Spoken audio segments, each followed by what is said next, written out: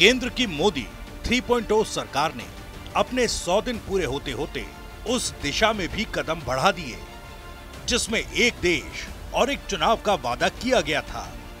2029 की बिसात पर बनाई गई पूर्व राष्ट्रपति रामनाथ कोविंद कमेटी ने बुधवार को जो रिपोर्ट सौंपी, मोदी कैबिनेट ने उस पर मुहर लगा दी। देखिए, बहुत जल्दी विपक्ष में भी उनके अंदर से आंतरिक दबाव बनने न लग जाए कहीं, क्योंकि देश में करीब 80% of the respondents who responded during the consultation process, 80% से ज्यादा लोगों ने इसको बहुत पॉजिटिव सपोर्ट दिया है, खासकर यूथ ने। Youth is very much in favour of it. दरअसल वन नेशन वन इलेक्शन पर विचार करने के लिए मोदी सरकार ने पिछले साल सितंबर में पूर्व राष्ट्रपति रामनाथ कोविंद की अध्यक्षता में कमेटी का गठन किया। अब कमेटी की रिपोर्ट में कहा गया कि एक साथ चुनाव 2 चरणों में लागू किए जाएंगे। पहला चरण लोकसभा और विधानसभा चुनाव के लिए और दूसरा चरण आम चुनावों के 100 दिनों के भीतर स्थानीय निकाय चुनावों के लिए। और जिन राज्यों में लोकसभा चुनाव के 6 महीने पहले या 6 महीने बाद चुनाव हैं, वहां विधानसभाओं का कार्यकाल अगले लोकसभा चुनाव यानी 2029 के हिसाब से तय किया जाएगा। सभी चुनावों के लिए कॉमन इलेक्टोरल रोल तैयार किया जाएगा। ये देखिए, ये प्रैक्टिकल नहीं है और ये चलने वाला नहीं है। ये सिर्फ चुनाव जब आते कोई ना कोई कुछ मुद्दा नहीं मिल रहा उनको, ऐसी चीजें बात करने के लिए, इश्यू को डाइवर्ट करने के लिए वो बात करते हैं, और इसीलिए और पूरे देश के लोग कोई मानने वाले भी नहीं हैं। वैसे तो संसद से लेकर अदालत तक इस प्लान की राह में कई रोड़े हैं। सबसे बड़ा रोड़ा तो राजनीतिक पार्टियां ही हैं। कोविंद कमेटी ने भी करीब 62 पार्टियों से राय ली है। इसमें सपा, कांग्रेस समेत करीब 15 दल खुलकर विरोध में उतर आए। देखिए, ये बड़ी साजिश है दरअसल, आपको हमको सबको उलझाने में। 18,626 पेजेस की रिपोर्ट थी ये, वन नेशन वन इलेक्शन,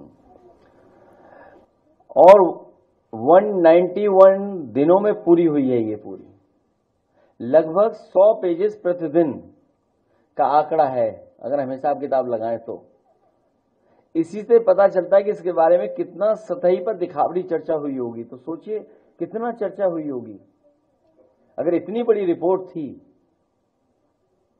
18,626 पेजों की, तो क्या चर्चा हुई होगी उस पर। दरअसल ये भाजपाई रिपोर्ट है जो तैयार हुई है।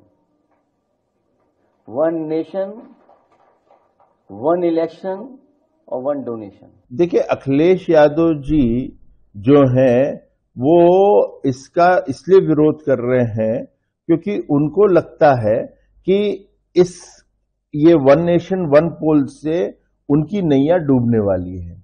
जो एक वो हर दफे सांप्रदायिक मुद्दों को उठा के ले चलते हैं, और आपने अभी हाल में भी देखा होगा हर चीज पे सांप्रदायिकता लेकर आ रहे हैं। यहां तक कि मठ के लोगों को भी, साधु संतों को भी वो कहते हैं माफिया हैं। तो उन लोग का ये जो एजेंडा होएगा वो फोकस में नहीं आएगा। जब वन नेशन वन पोल आएगा तो एजेंडा जो है वो विकास का रहेगा, देश के विकास का रहेगा और राज्य के विकास का रहेगा। ये वाले जो इश्यू होते हैं, जो कम्युनल विषय होते हैं, वो अखिलेश जी अब उठा नहीं पाएंगे। अब अखिलेश यादव जहां खुलकर विरोध में हैं, तो वहीं सबकी नजर बसपा सुप्रीमो मायावती पर टिकी है। हालांकि मायावती ने खुद इस मुद्दे पर मोदी सरकार का समर्थन का ऐलान किया। एक देश एक चुनाव की व्यवस्था के तहत देश में लोकसभा, विधानसभा व स्थानीय निकाय का चुनाव एक साथ कराने वाले प्रस्ताव को केंद्रीय कैबिनेट द्वारा दी गई मंजूरी पर हमारी पार्टी का स्टैंड सकारात्मक है, लेकिन इसका उद्देश्य देश व जनहित में होना जरूरी है। नरेंद्र मोदी का पूरा गेम प्लान यही है कि नेशनल पार्टीज रहे और दूसरे तमाम रीजनल पार्टीज, छोटे पार्टीज हमेशा के लिए खत्म हो जाए।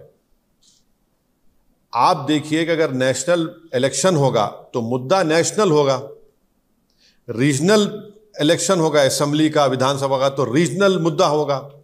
नरेंद्र मोदी ये चाहते हैं कि रीजनल मुद्दा कभी बने ही नहीं।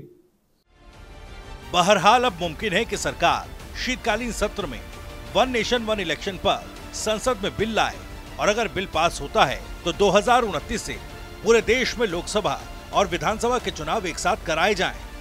लेकिन सवाल यही कि क्या ये संभव है? सवाल ये भी कि हमेशा चुनावी मोड में रहने वाले देश में एक चुनाव के प्लान से विपक्ष क्यों परेशान?